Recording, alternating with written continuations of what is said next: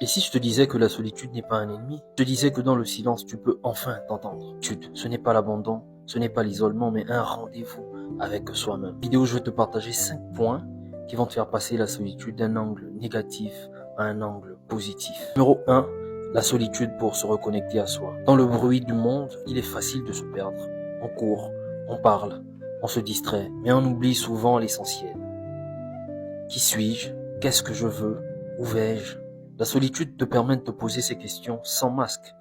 Elle t'apprend à écouter ta propre voix, pas celle des autres, pas celle des réseaux, pas celle des jugements. Numéro 2, la solitude pour grandir. Regarde les grands penseurs, les grands sages, les grands artistes. Ils ont tous à un moment donné embrassé la solitude pour avancer.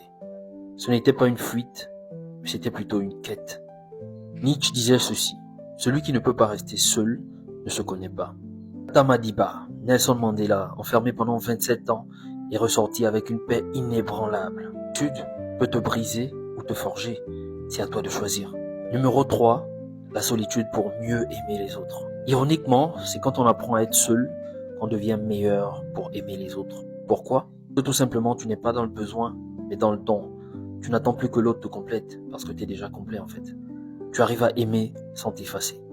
Numéro 4, la solitude pour créer et se réinventer.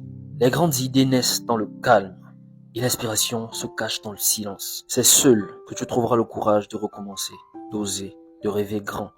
Picasso, Steve Jobs, Chimamanda Ngozi, tous ont utilisé la solitude pour façonner leur vision. Très important. Numéro 5, accepte-la, ne la crains pas. Ne confonds pas solitude et souffrance. La solitude n'est pas une punition, c'est un choix, c'est une décision personnelle. C'est un outil, une force. Et si aujourd'hui tu te sens seul, ne le fuis pas. Explore ce moment, écoute-le, écoute ce qu'il veut t'apprendre. Très important. Peut-être que ce n'est pas la fin, peut-être que c'est le début d'un nouveau commencement. In fine, la solitude, c'est le pouvoir de l'âme. Là que tu guéris, que tu grandis, que tu deviens. Alors ne la crains plus. Choisis-la et découvre le pouvoir de la solitude.